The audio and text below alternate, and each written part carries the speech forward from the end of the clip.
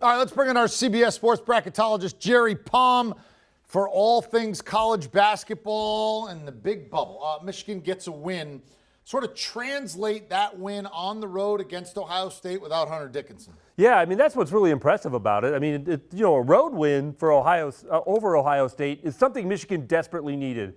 Michigan's record is now 4 games above 500. That's the historic minimum for getting selected as an at-large team to the NCAA tournament. It's not criteria, but when nobody with a worse record gets in for 25 years, then you can kind of think of that as criteria. So winning that game today was really important because if they lose, they're 2 games above 500 entering the Big Ten tournament. Now you've got to win 3 just to get a good enough record to get picked. So there's a lot less pressure on Michigan now for the Big Ten tournament. But just the quality of this win without their best player, Hunter Dickinson, is really going to make an impression on the committee, I believe. All right, and Michigan's going to play Indiana in the 8-9 game in their first game in the Big Ten tournament.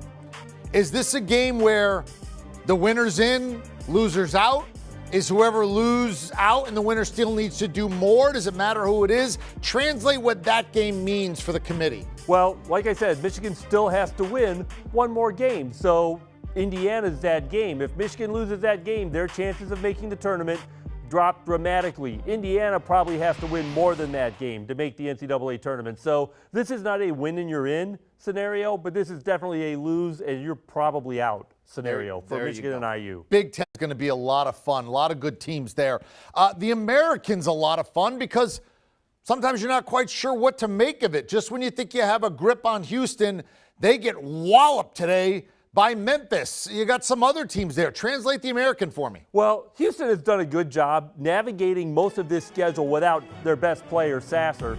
So now it's kind of catching up to them a little bit. They got to the end of the season. SMU beat them once. Memphis beat them twice. If you look at Houston's resume, they have 1 quad 1 win. That's Oklahoma State. They have 1 win over a team that might make the NCAA tournament, and that's SMU.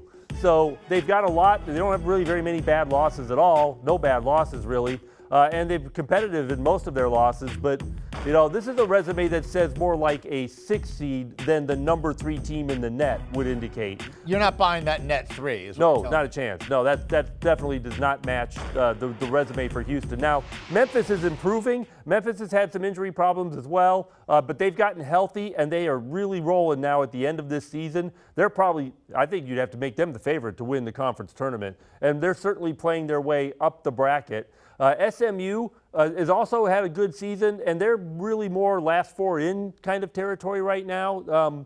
But they need some wins in the conference tournament, and these teams really, especially Memphis and SMU, can't afford to take a bad loss in the conference tournament, which means a loss to anyone but each other. Hey, Memphis playing well. Fighting Penny Hardaway's won 10 of their last 11. So you mentioned the last 4 in type of team.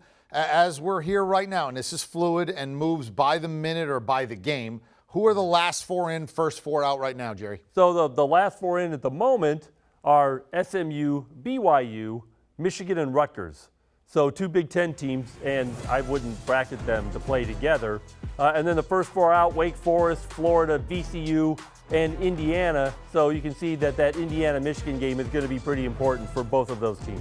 All right. Should be an awful lot of fun. Conference tournaments getting warmed up, whether it's the Big Ten, the Big East, the SEC, the ACC, the American. And, of course, you have the younger ones with the automatic bids and some of those already rolling in. We're just getting started. Jerry Palm limbering up for bracket week, and you want to be right here with us. We've got you covered. Everything you need to know. You just come to us, and you are all set and ready to go.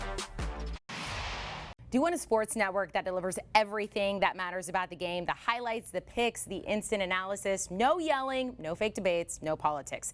Hit the subscribe button and never miss a moment.